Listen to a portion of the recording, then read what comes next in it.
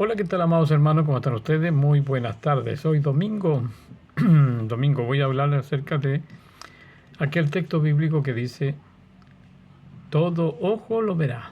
Y está en Apocalipsis capítulo 1, versículo 7. Y ya he hablado antes de esto, pero resulta que todavía hay gente que todavía no lo entiende. Porque también tenemos lo que dice en Lucas capítulo 17, verso 20. Y en este capítulo de Lucas 17, verso 20, 21, por ahí, 22, nos está hablando de que para las personas que están aquí en esta tierra no pueden ver a Jesucristo viniendo en su segunda venida. No sería posible verlo. Entonces quiere decir que el advenimiento de Jesucristo es en forma invisible, invisible. Pero esto es totalmente opuesto a lo que dice en el libro de los Hechos o en el libro de Apocalipsis capítulo 1, verso 7, donde dice que todo ojo le verá. Entonces, ¿de qué estamos hablando? ¿Cómo puede ser tan contradictorio una cosa con la otra? Bien, la verdad es que cuando Jesús le dice a las personas que en cuanto a las cosas que van a ver en esos días, gente viva a estar viva, y otros iban a morir, unos saldrían huyendo, ¿cierto? Otros morirían en el mismo instante de su segunda venida, pero otros morirían después, como es el caso, por ejemplo, de Esteban, que murió en el año 34, por lo tanto murió antes de la caída de Jerusalén. Y tenemos al apóstol Pablo diciendo a sus contemporáneos que ya está en acción el ministerio de la iniquidad. Eso lo encontramos en 2 de Tesalonicenses capítulo 2. Ya estaba en acción y el inicuo ya iba a hacer lo que tenía que hacer. Iba a entrar a la ciudad, ¿no es cierto? Iba a someter a todo el pueblo a una gran tribulación, como lo dijo Jesús en Mateo capítulo 23, ¿no es cierto? Que dice que vendrían los enemigos de Jerusalén, que rodearían la ciudad, la sitiarían con vallado y matarían a todos sus hijos dentro de sí, dentro de la ciudad. No quedaría piedras sobre piedras. Y la ciudad fue quemada e incendiada. Eso ocurrió a fines del año 70. Y entonces, ¿cómo es posible que esas cosas nos puedan cegar tanto, amados hermanos? Entonces hay que decirlo, en el preterismo cronológico que yo hablo, que yo predico, que yo enseño, tengo las cosas claras con respecto a las fechas de los acontecimientos. En el año 33 y medio, porque Jesucristo fue ungido en el año 30, no en ningún año diferente. Hay gente que dice en el año 27, no. Es en el año 30 de Jesucristo. ¿Por qué? Porque Jesucristo tenía que tener 30 años de edad para que comenzara su ministerio. No podía ser a los 28 ni a los 29 años, ni pasarse a los 31 para empezar su ministerio. No, tenía que tener 30 años. O sea que cumplido entonces en el día de su cumpleaños, justamente Juan lo iba a bautizar. Así es, de exacto lo que está hablando la Biblia acerca de Jesús.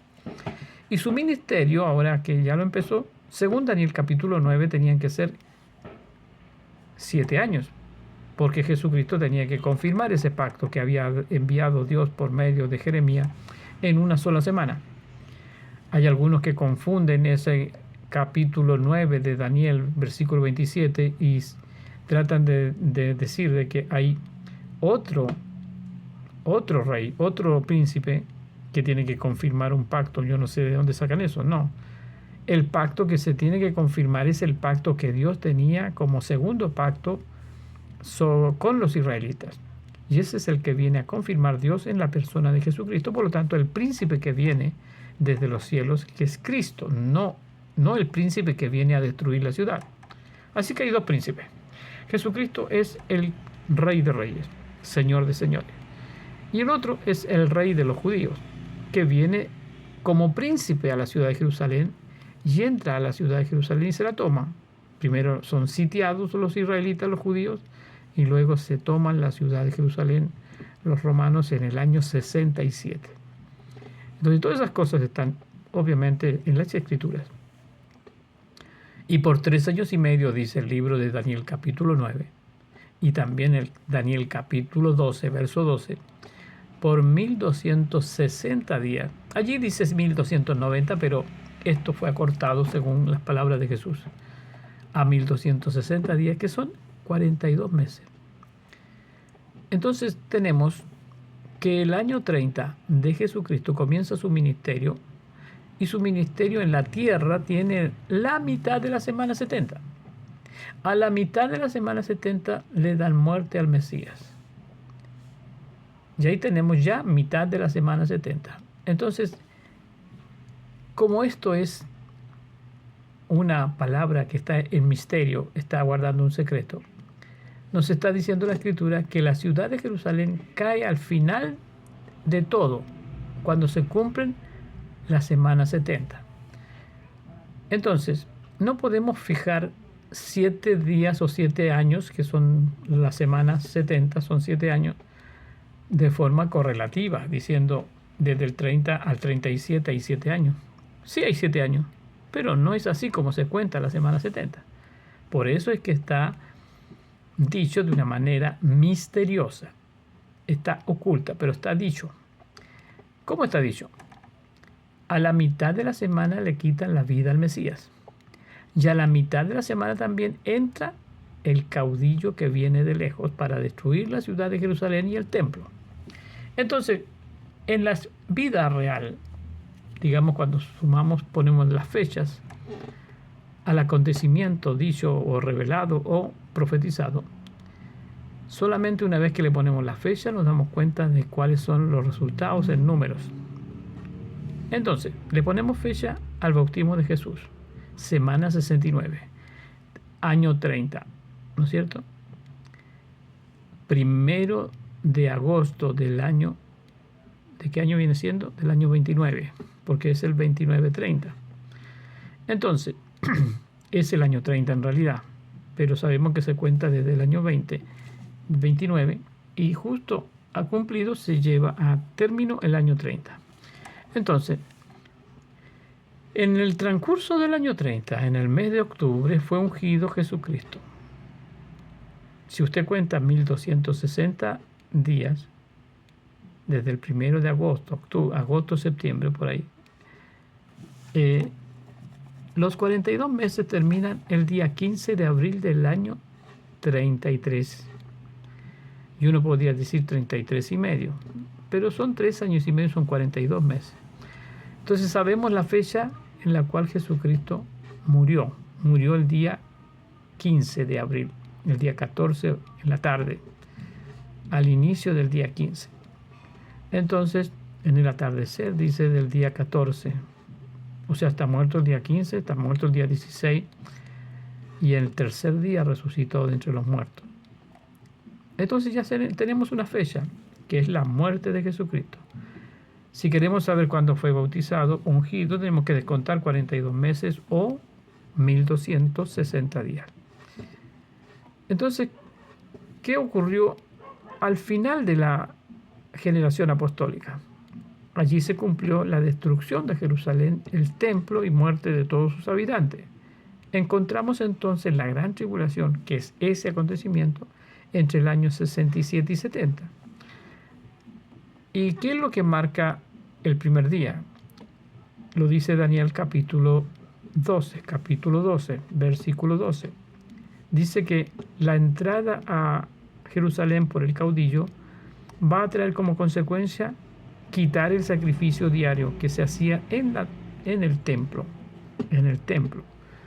Entonces, eso es lo que ocurrió el primer día que entró Vespasiano con su hijo Tito, los dos militares que vinieron desde Roma para cumplir la sentencia de muerte de la ciudad de Jerusalén y del reino judío. ¿Y qué dice la profecía en Daniel 12:12? Cuenten 1290 días. Bueno, con eso llegamos a marzo, ¿cierto? Desde el 1 de agosto del año 67, fecha en que entró Vespasiano, llegamos a marzo del año 70. 45 días después nos da a nosotros el día 1335, del cual dice Daniel 12:13, que es el último día en donde se reúne Jesucristo con todos los resucitados. Y esa es una bienaventuranza, ¿cierto? Bien, pero ¿qué es lo que hay que comprender mucho mejor? Hay que saber que el día 15 de abril del año 71 es donde termina el día 1335. Y ahí nos encontramos con la siguiente información, de que Dios había dicho antes a los israelitas de que no olvidaran nunca el día en que ellos salieron de Egipto. Y salieron de Egipto el día 14 en la tarde o en el anochecer, prácticamente salieron el día 15, porque el día 14 en la noche fue la muerte de los primogénitos.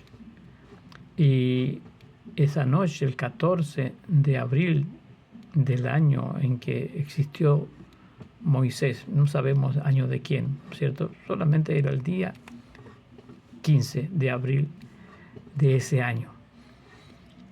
Abril era el primer mes del año judío. Y entonces le había dicho al pueblo de Israel que guardaran un cordero desde el día 10. Y eso está en la ley que se le dio después a Moisés de cómo celebrar el día 15 de abril. Bueno, en la noche en que murieron los primogénitos, la sangre del cordero había que echarla sobre los hijos de Israel. Pero no fue echada esa sangre sobre los hijos que habitaban a Egipto. Sobre los hijos de los egipcios no.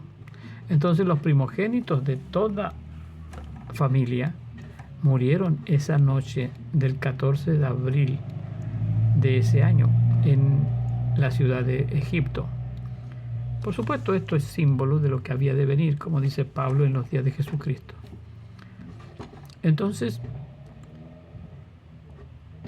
la muerte de los primogénitos de Egipto simboliza la muerte de los primeros cristianos en la ciudad de Jerusalén, en la edad en que existe Jesús.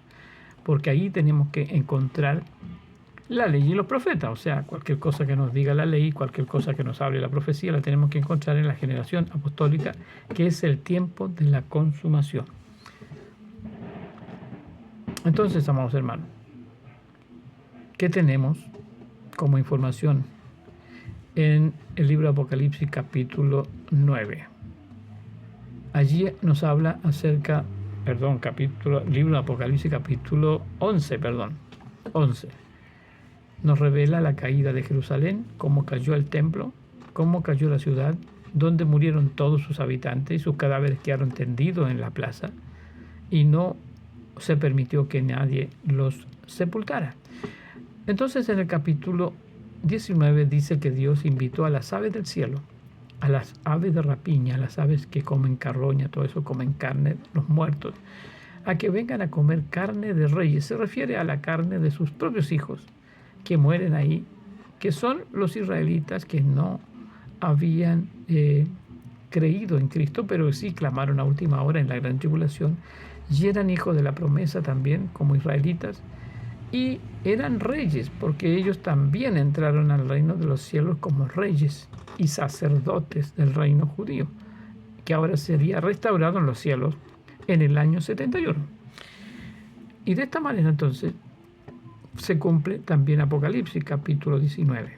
Vinieron las aves a comer carne de reyes a la plaza de Jerusalén, que simbólicamente es el Egipto, donde Dios ha enviado a Jesucristo a rescatar lo que se había perdido, llevándose desde la ciudad de Jerusalén primero a los egipcios, que son los primogénitos hijos de Dios que entran al reino de los cielos. ¿Ok?